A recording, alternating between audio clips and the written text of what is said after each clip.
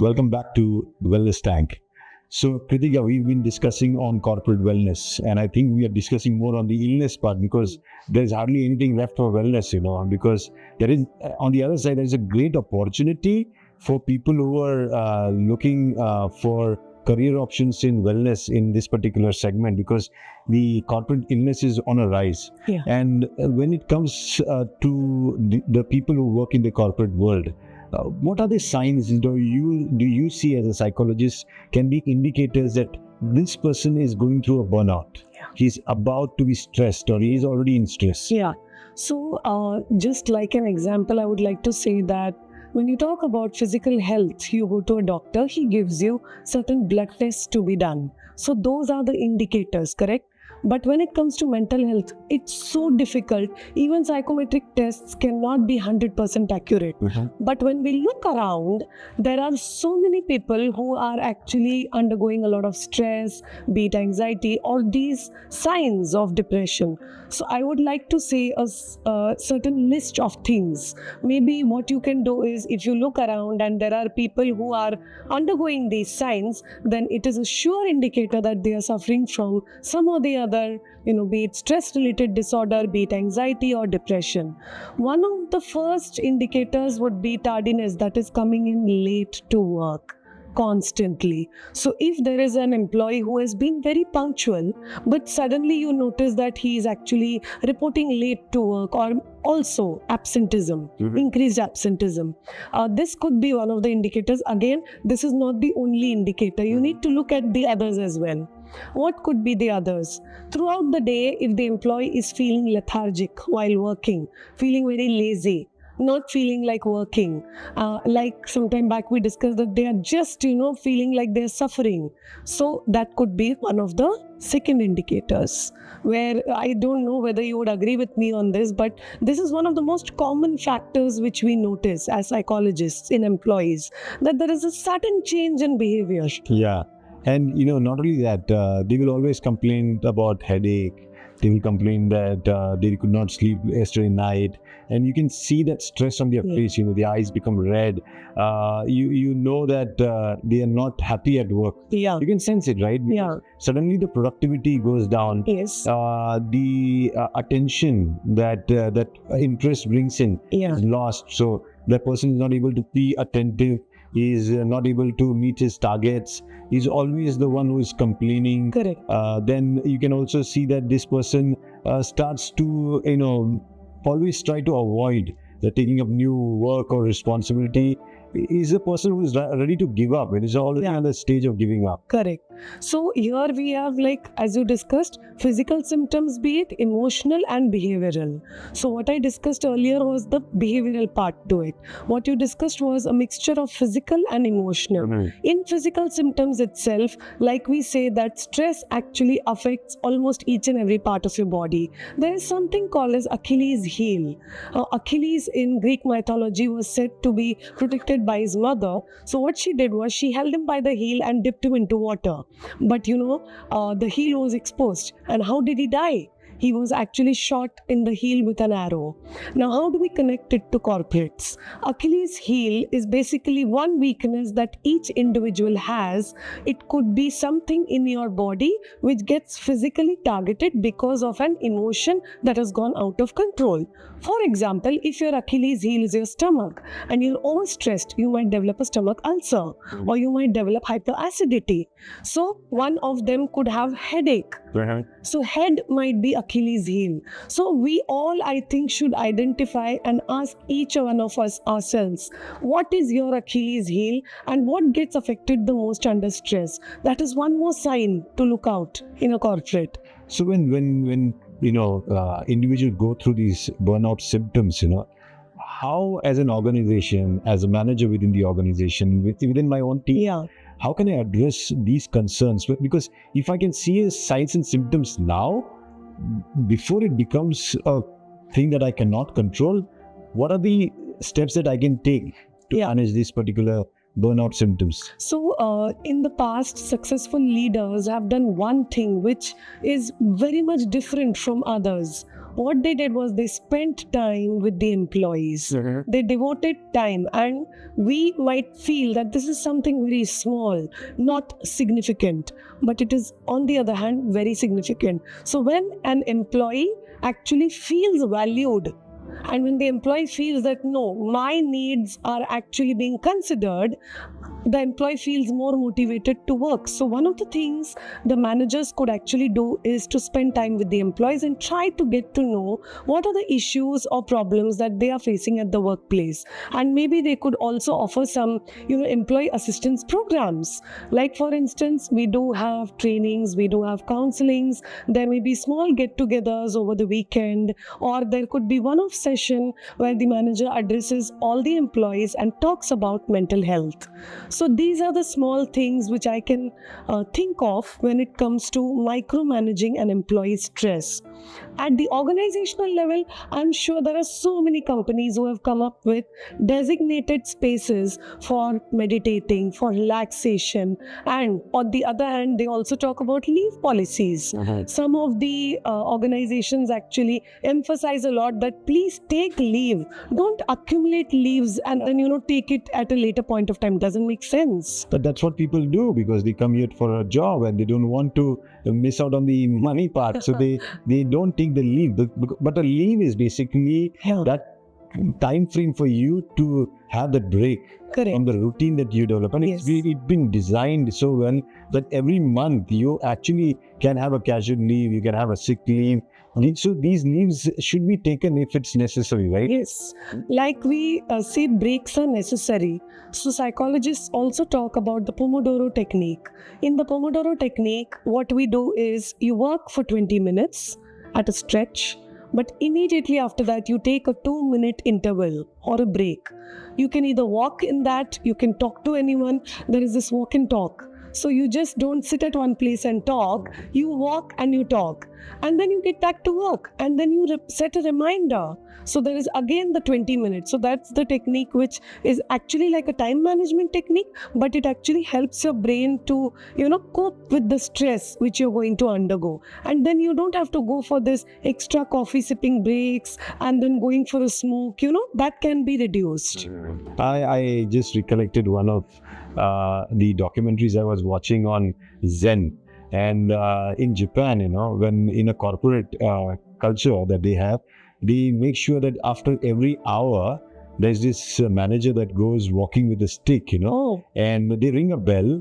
So everybody have to stop what they're doing. It's like a game, like a statue game. So everybody stop what they're doing, take a break for the next 3 minutes. And he will just go about, if he sees somebody, dozing off, he will just wake him up again. So making sure that their awareness remains, they don't become machines in front of a machine. So I think that one, such kinds of therapies can really help to bring about that excitement at work. And when it comes to the competition, remember we were talking about the competition. I think most of the organizations, they always reward the one who is best in performing in terms of delivery of the, expected results.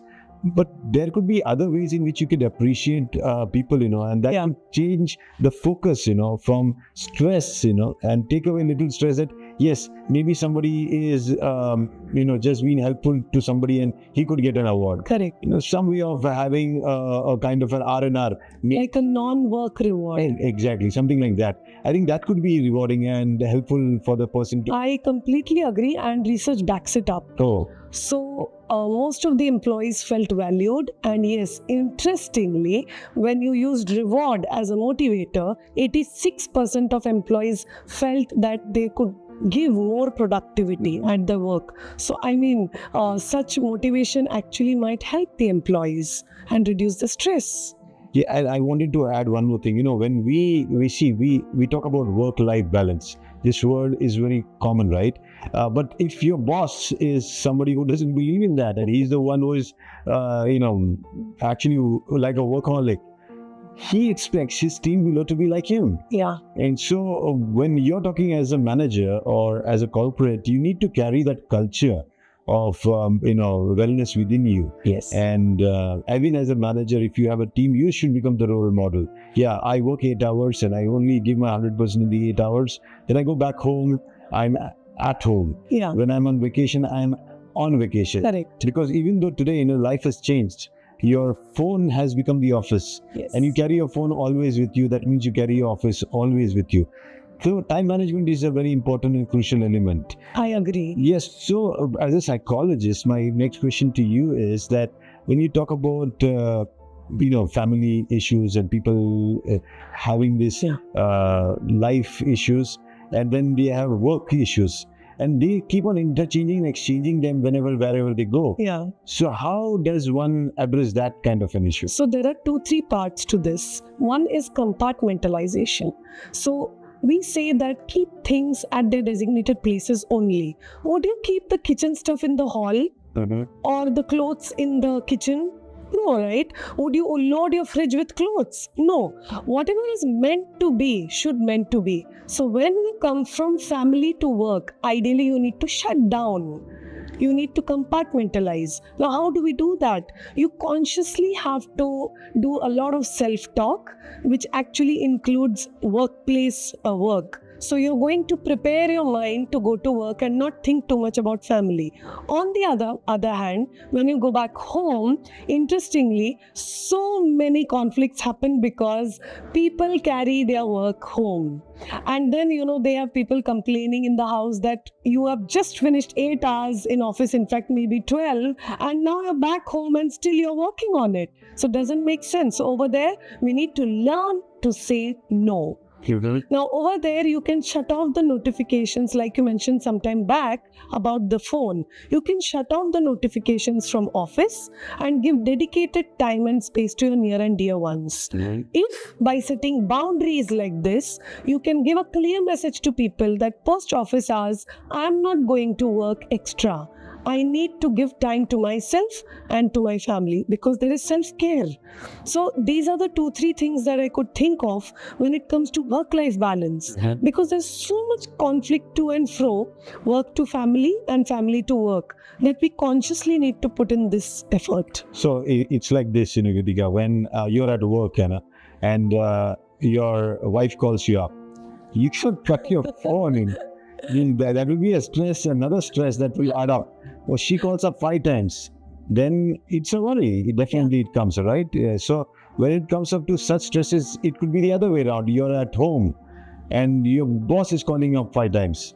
You just cannot cut his phone, the consequences of both sides would be bad. Yes. So in such situations, it's a stress. And many people who are going through tough life situations, they are carrying that stress and trying to find little space away from home. Yeah. And sometimes it's the other way around. They are trying to find space away from office. Yeah. And that itself could be very, very dangerous if not identified earlier. So for this, we really need to learn how to manage this. Now, I as a mother also face this.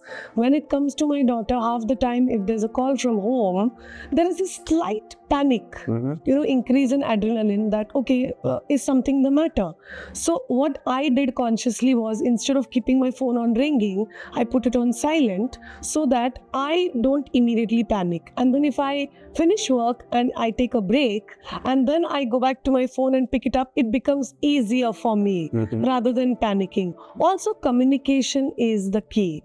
Let's communicate at both ends, be it with your boss, be it with your reporting authority, or be it at home with the home reporting authorities, that we need to dedicate some time here. So there will be particular time slots when I take a break that I'll make the call myself. That will reduce a little bit of stress maybe. Well, I think on the other side, letting your manager know what you're going through at that particular time at home and seeking that little relaxed phase of work, maybe not too much stress related work, something that he wants us to give a performance out or do a presentation, but you're not in the mindset to do that. You should be honest enough and transparent enough to tell that to your boss, and then it's the boss who has to also understand that this is a phase. And if you can help this person in this phase, he might be able to balance both his work and his life. And he will be forever grateful. Absolutely. And I think, the fact that organizations who care Yeah. for their employees in this way, Yeah. they become more like an extended family, Yes. and people don't like to leave their family, Absolutely. right? And I think that should be our aim. Oh yeah, of course. That's what every organization should aim for, right? Now, you should look at I have another question for you. Sure. Now, this question is basically that if there are certain tips that we need to give individuals, why we are telling that the organization needs to do these things for Yeah. the employees so that they don't go through that kind of stress. Yeah. What is, as an individual, as an employee myself, what should I do to not give the organization the stress? Because organization itself, because when you look at the investors, you look at the shareholders, you look at the people who run the company, they go through a hell lot of stress. Absolutely. Not only bottom line stress, where the people working at the ground are going through the stress, but the stress is actually percolating from the top bottom, And Yes. it could be the other way around. If things are not going right at the bottom, it could go stressful at the top Yes. also. Yes. So how can, as an individual, I contribute? So what I feel over here is, one, first thing, you actually come up with certain self-care tips. So everybody has something which they really like. For example, when I develop content, I really like to listen to music, and I'm lucky that my organization allows to do that. Now, I'm not saying that you play your music on the loudspeaker. You use your headphones. But these things which actually show that you are caring for yourself will probably make you focus more at the task. So taking short breaks in between is also very vital at the individual level. Now, in that short break also, the question is, what do you do? It is said that a man is known by the company he keeps. And I emphasize on this quite a lot, because you would agree with me, doctor, that if you're going to have bad company, then in that break also, you are going to end up doing something which is detrimental for your health. Now, in that short break, if you're going to have a creative discussion with your colleague, then imagine the output in that break, how much more productive you're going to be later when you get back to work. Yeah. So I hope you agree with me on this, that when it comes to these short breaks, there needs to be something creative that you're going to stimulate your brain with. Do not give caffeine as a stimulant to your brain, but you could give these creative discussions to your brain, because your brain is going to function better. That's so true, and if you see today, the world is actually a corporate world that we all live in, especially in the urban areas, and people are going through tons of health issues. If you see, hospitals are on rise, people are suffering from various kinds of illnesses. The reason being, even insurance companies are making sure that everybody is covered under insurance. So you can be rest assured that the kind of conditions that we're going to suffer is unimaginable. But where is the solution? Is the solution out that you go and manage your stress by sipping coffee always, or taking a break to smoke a cigar or cigarette? Or is it that every Saturday, Sunday, or maybe every evening you take a break with something that you need to drink so that you have a hangover so you can forget everything? Is this going to be the way? Or are you going to take out a break and just after all the hard work you did for the 5 days, you again go and travel another somewhere distance and again stress yourself out? Is that going to be the solution, or there are going to be something much more better ways in which you can manage stress? Wellness Tank is all about showing you that little glimpse of hope where you can actually find better ways in which you can manage your health, especially when it comes up to the corporate health. Thank you so much, Kritika, for sharing your expert advice, your research-based analysis, and making sure that people take their health very seriously. So see you again on the next episode with Wellness Tank, with another guest and another tips to help you make sure that you live a life full of happiness and joy. Thank you so much. Thank you, Kritika. Thank you so much, doctor, for having me here. Thank you, everyone. Thank you.